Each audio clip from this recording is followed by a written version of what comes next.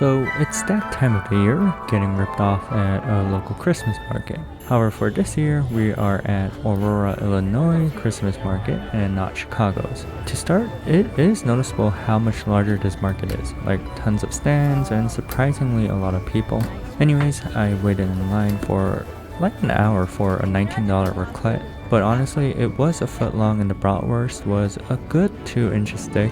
Anyways, on this raclette there is the melted cheese, which was perfectly charred with some green onions, mustard, and pickles.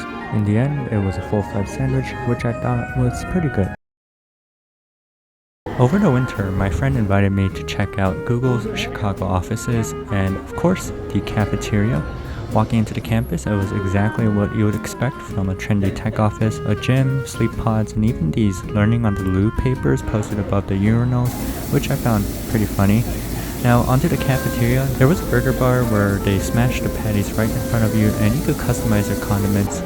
Honestly, the burger was solid. The meat looked fresh and red before cooking, and the mayo-based sauce added a nice touch. I also tried the cookies. These brown sugar molasses ones were especially good.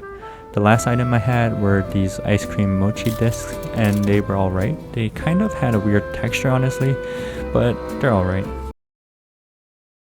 I hadn't had deep dish in a while, so I decided to grab some in Chicago. Fun fact, there are 2 eerily similar sounding restaurants, which is a little confusing. Anyways, I started off with a pint of beer, which was fantastic, and a basket of buffalo wings. The wings were freshly fried, perfectly crispy, and served nice and hot, just what I needed to offset the frigid Chicago weather. For the deep dish, I went with the pepperoni since I wasn't really feeling a sausage pizza that day, but honestly I kind of regretted it because the pepperoni was pretty sparse. Like, come on, even Costco looks up their pepperoni better than this. Other than that, once the pizza cooled enough to eat with my hands, it was pretty good. The crust was buttery and flaky, and the cheese was abundant and gooey. Overall, I would say deep dish definitely has a place in my appetite, but it's probably something I would indulge in, let's say, once a quarter. On Google Maps, I came across this place called Chicago's Home of Chicken and Waffles 2. And I thought, man, if they made a second one, the chicken waffles must be good. So I decided to give it a try. Starting with just the waffle, it was alright. Honestly, it was a bit thin and the batter tasted kind of cheap, if that makes sense. It reminded me of Waffle House, but somehow even cheaper. The syrup wasn't much better. It was super watered down, practically liquid. Also, it was insanely hot, so hot I wondered if it was safe to serve in a plastic container. At least it melted the butter on the waffle pretty well. I also tried their fries thinking they'd be, home fries, but they were actually really good. They reminded me of Five Guys Cajun fries. As for the chicken, it was nice and crispy on the outside and not too dry on the inside. Wrapping the chicken in the waffle is a classic move, and it worked well here as well. Overall, it's not the best chicken and waffles I've ever had, but it's definitely not the worst either.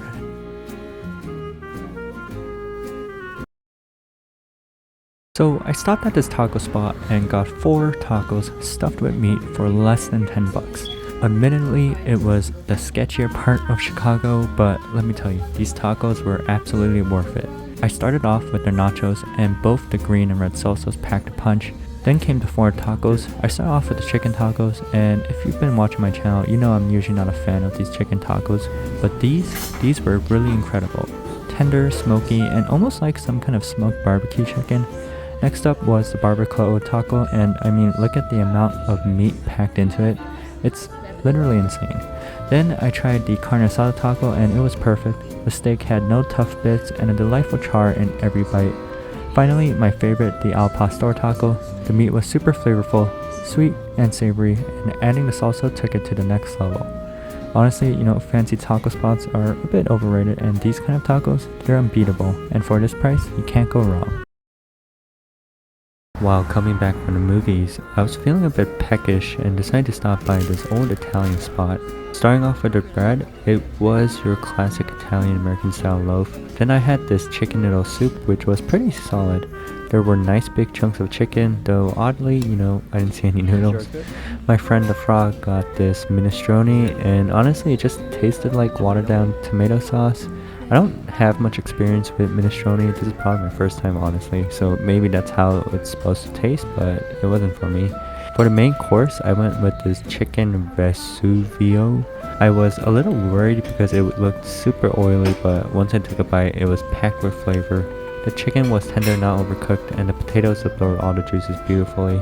We also got a chicken marsala, and you could really taste the marsala wine in the sauce. It came with a side pasta, which I found interesting, but it just tasted like cafeteria pasta. In the end, it was a lot of food, and overall, everything was pretty tasty. So I recently went to the Korean embassy in Chicago to delay my military service one last time, and afterward I was pretty starving. I decided to check out a breakfast spot nearby. I ended up getting their breakfast platter, which came with 2 slices of Canadian bacon, 2 English muffins, 2 eggs, and home fries. The biggest letdown, these home fries. They had barely any color on them, and for some reason they were cold. Like, did they forget to cook them properly? My brother got the eggs benedict, and honestly it looked and tasted pretty good. The hollandaise was smooth and the eggs were poached well, but again, those home fries were just off. Seriously, I think they forgot to cook them. My mom, on the other hand, got a stack of pancakes, and those were actually really good. For a place with egg in its name, the pancakes were surprisingly the highlight.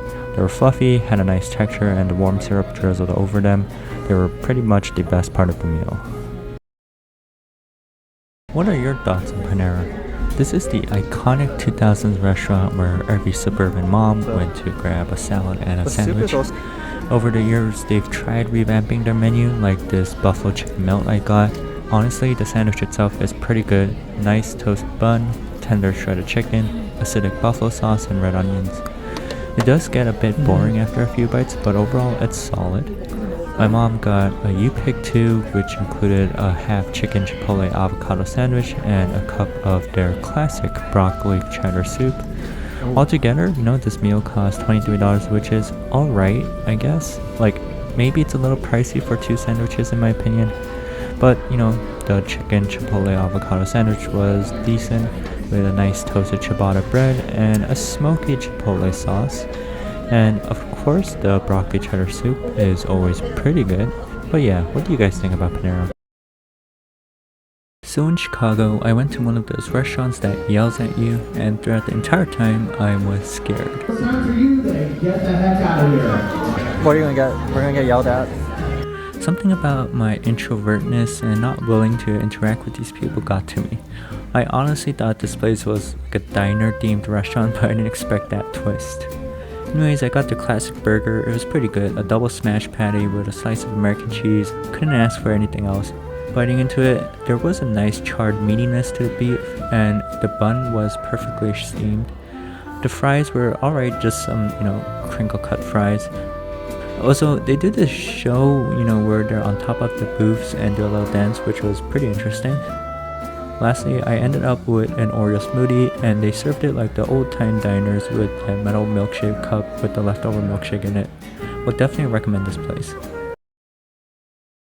Here's the best thing to order at Outback. As far as chain restaurants go, Outback is pretty solid. They start you off with some warm bread that's honestly more like cake with how much sugar is in it. The whipped butter they serve with it is a game changer, way better than the regular butter. For soup, the potato soup is a must try. It's rich and creamy, and they give you oyster crackers for a nice crunch. Now for the best main dish, arguably, it's the sirloin and rib combo. You get a steak from a steakhouse plus ribs for variety. The sirloin was perfectly cooked to medium with a nice char, and the ribs weren't overly tender to a point where they were just falling apart like dog food. They actually had some texture, as you can see from the bite marks in the meat. For dessert, you have to get the chocolate thunder from Down Under. It's a warm brownie topped with silky fudge and ice cream, and the contrast between the warm brownie and the cold ice cream just takes it to the next level.